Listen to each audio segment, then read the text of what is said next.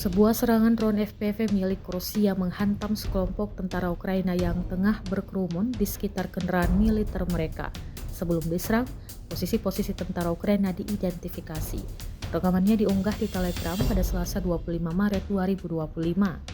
Dalam rekaman yang beredar, operator drone Rusia tampak mengerahkan serangan tepat ke sasaran, menyebabkan kepanikan di kubu Ukraina. Belum ada konfirmasi resmi mengenai jumlah korban akibat serangan tersebut.